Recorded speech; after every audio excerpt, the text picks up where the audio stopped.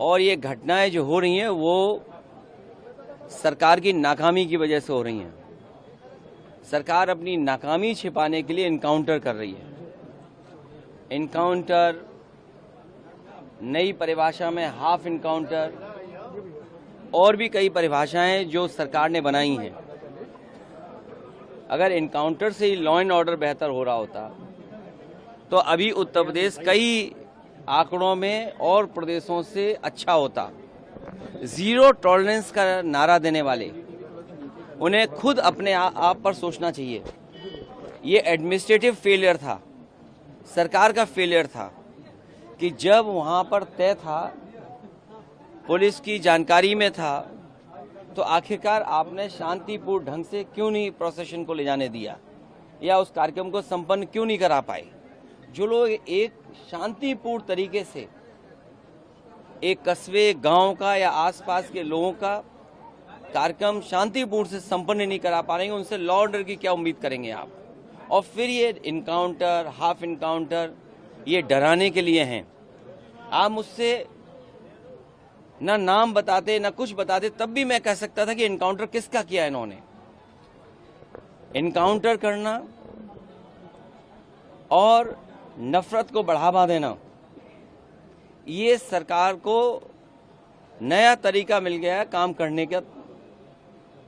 ये अपनी सब नाकामी छिपा रहे हैं। याद कीजिए, उससे पहले दुनिया में कहीं ऐसा होता हो कि जब पहले इनकाउंटर पे सवाल उठाओ मंगेश पर, तो सरकार कहती है क्योंकि हमें बैलेंस करना है तो उसमें क्षत्रिय को भी मार दिया। तो ये कहां का लॉ एंड ऑर्डर है, कहां की ये व्यवस्था है जहां पर आप बैलेंस करने के लिए किसी की जान ले रहे हैं।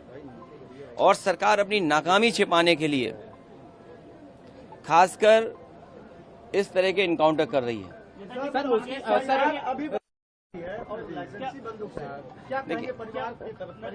जो घटना हुई दुखद हुई, जो घटना हुई दुखद थी और ऐसी घटना समाज में न हो।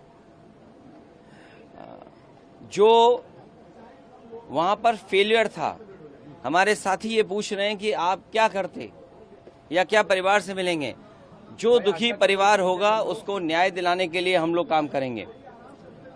लेकिन सवाल ये वही खड़ा हो जाता है कि सरकार की नजर में भेदभाव नहीं होना चाहिए। सरकार, जो अंग्रेजों ने कभी नारा दिया था डिवाइड एंड रूल, सरकार उसी पे काम कर रही है, डिवाइड एंड रूल। ये आम लोग जानते हैं, आम लोग ये बात जानते हैं। और आप तो पत्रकार लोग हैं, बुद्धिजीवी हैं, और पड़ोसी जिले का मामला है। आप मुझसे बेहतर जानते होंगे कि ये घटना हुई नहीं है, घटना कराई गई है। और कराई गई के लिए दोषी कौन होगा। अगर जान गई है किसी की भी, हम दुख में शामिल हो सकते हैं, मुख्यमंत्री जी मिल सकते हैं, लेकिन कराई किसने है, इस पे आप लोग बेहतर जानते होंगे। यहाँ एक कोई पत्रकार ऐसा नहीं है जो न जानता हो कि ये घटना रोकी जा सकती थी। किसी की जान नहीं जाती। अगर जान गई है, हम दुख बांटने से ज्यादा, जो आज सरकार भी दुख बांट रही है, सरकार को इस बात पे दुख करना चाहिए था कि घटना क्यों हो गई, होनी नहीं चाहिए थी। सर, सरफराज की बहन का कहना यह है कि कल पुलिस ने गिरफ्तार किया था और आज एनकाउंटर दिखाया, कल गिरफ्तार। ये उत्तर प्रदेश की पुलिस को बिगाड़ दिया है। उत्तर प्रदेश की पुलिस को बेहतर करने के लिए डायल 100 से लेकर के और सुविधाएं दी। कई कार्यालय इन पुलिस के पास नहीं थे, वो कार्यालय दिए। कई इंफ्रास्ट्रक्चर के काम किए सरकार ने।